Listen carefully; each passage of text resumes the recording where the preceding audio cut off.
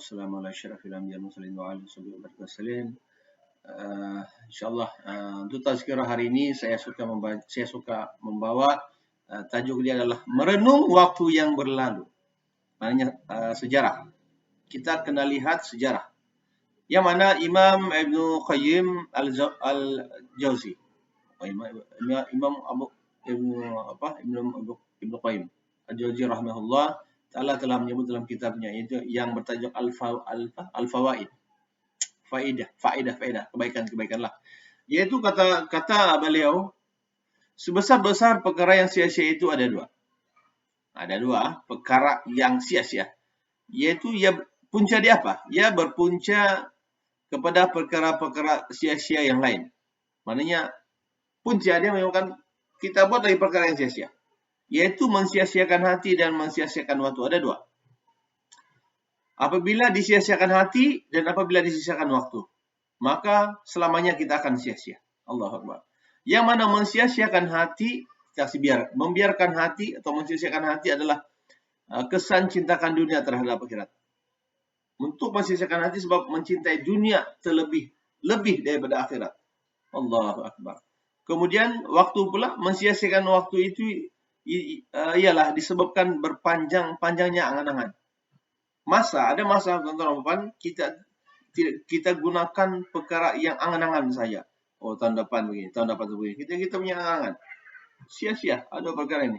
Kemudian maka berhimpun kerosakan keseluruhannya di dalam menurut hawa nafsu dan panjang angan-angan.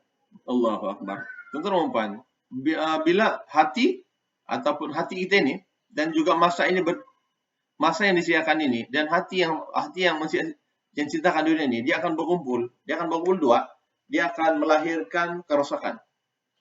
Kedua, ini akan melahirkan kerosakan.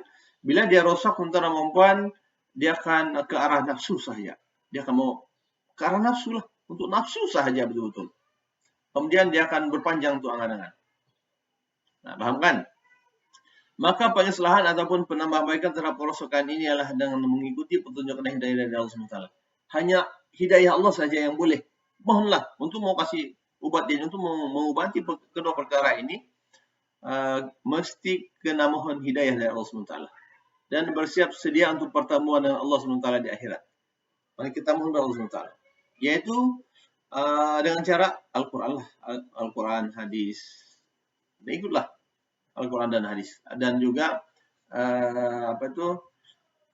ijma' ulama, persetujuan para ulama, kemudian qiyas dan sebagainya lah, insyaAllah.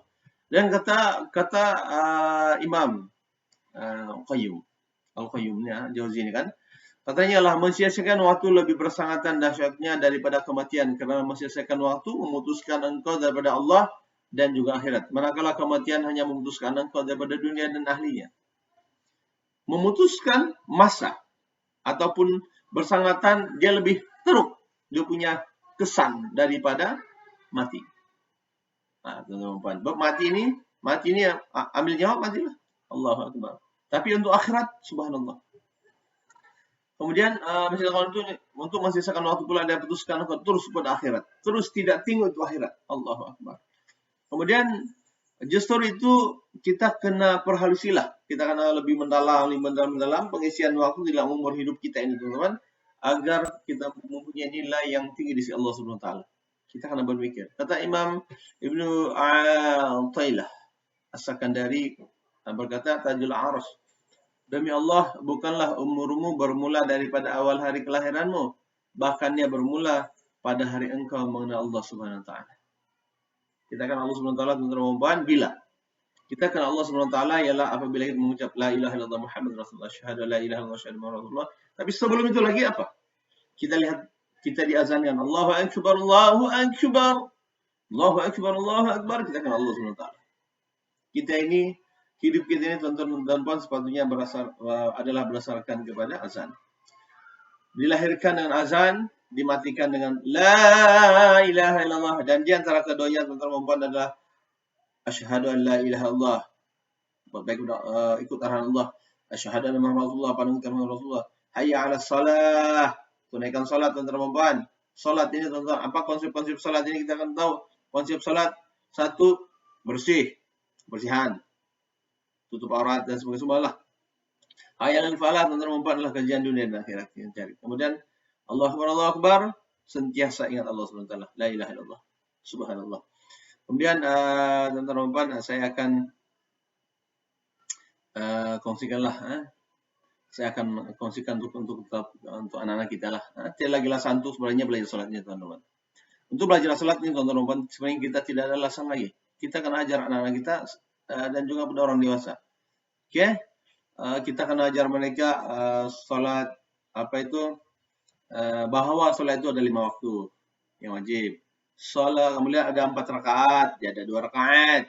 Kemudian ada salat sunat witir, ada salat sunat tarawih, ada salat sunat istikharah, berzikir, kita akan berzikir kepada Allah Subhanahu wa taala, kita akan berqiyamul lail, kita akan salat duha, kita belajar azan sebelum salat, doa sebelum dan selepas salat, baca tasbih. Kemudian kita gunakan di setiap hari. Gunakan di setiap hari, insyaallah teman-teman, kita akan menjadi orang-orang yang Allah suka, insyaallah. Berdoa kepada Allah SWT, insyaallah. Jadi saya rasa itu saja. Aqulu qouli hadza, wabillahi taufiq wal hidayah. Assalamualaikum warahmatullahi taala wabarakatuh.